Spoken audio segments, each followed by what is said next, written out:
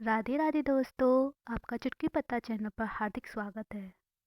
गोकुल की गलियों में जब सुबह की पहली किरण पड़ती थी तो ऐसा लगता था जैसे पूरा गांव मुस्कुरा उठा हो। यमुना का जल शीतल था, हवा में गायों की घंटियों की मधुर ध्वनि थी और हर घर से दही, दूध और माखन की खुशबू आती थी। पर इन्हीं गलियों में एक नन्हा सा बालक ऐसा भी था जो पूरे गोकुल की नींद चुरा लेता था, माखन चुरा लेता था और दिल चुरा लेता था। वही नटखट, वही श्यामल, वही मुस्कान से ब्रह्मांड को बांध लेने वाला बालक, कान्हा, हमारे गोपाल जी। पर एक प्रश्न सदियों से लोगों के मन में है, आखिर गोपाल जी ने माखन ही क्यों चुना? फल क्यों नहीं? राजसी भोजन क्यों नहीं? आज की कहानी में हम इसी रहस्य से पर्दा उठाएंगे। गोकुल केवल एक गांव नहीं था, वह प्रेम की भूमि थी। यहाँ हर घर में गाय थी, हर आंगन में मटकी और हर मटकी में माखन। माखन वहाँ सिर्फ भोजन नहीं था, वह परिश्रम का फल था। दूध दुलना, दही जमाना, मथनी से घंटों मथना, तब कहीं जाकर थोड़ा सा माखन निकलता। और वही माखन हर गोपी के लिए उसके प्रेम, उसके श्रम और उसके त्याग की निशानी था। एक दिन यशोदा मैया रसोई में व्यस्त थी। कान्हा चुपचाप आई, मटकी की ओर देखा और बाल सुलभ शरारत से मुस्कुराई। छोटे छोटे हाथ, मटकी तक पहुंचना आसान नहीं था, तो क्या किया?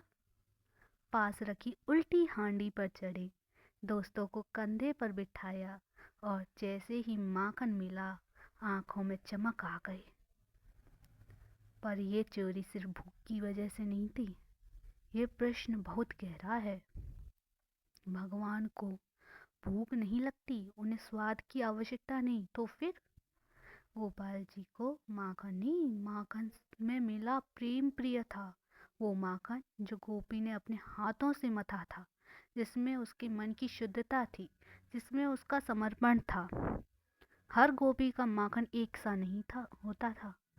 किसी का माखन स्वादिष्ट, किसी का थोड़ा फीका, किसी का ज्यादा, किसी का कम। पर कान्हा हर घर जाते क्यों? क्योंकि भगवान यह नहीं देखते थे आप क्या चढ़ा रहे हो, वो देखते हैं कि किस भाव से चढ़ा रहे हो। जिस गोपी के मन में गर्व होता उसका माखन गिर जाता, जिसके मन में प्रेम होता उसका माखन कान्हा स्वयं खाते। शास्त्रों में कहा गया है, दूध मन के बराबर, दही साधना के, मथन तपस्या के, माखन शुद्ध हृदय। गोपाल जी माखन इसलिए चुराते थे क्योंकि वो हमें सिखाना चाहते थे, जब तक मन का मथन नहीं होगा तब तक भक्ति का माखन नहीं निकलेगा। एक दिन यशोदा मैया ने कान्हा को माखन चुराते पकड़ लिया। क्रोध में आकर उन्हें बांधने का प्रयास किया, पर रस्सी छोटी पड़ जाती। हर बार 2 उंगल कम। यह 2 उंगल क्या थी? एक भगवान की कृपा, दूसरी भक्त का प्रयास।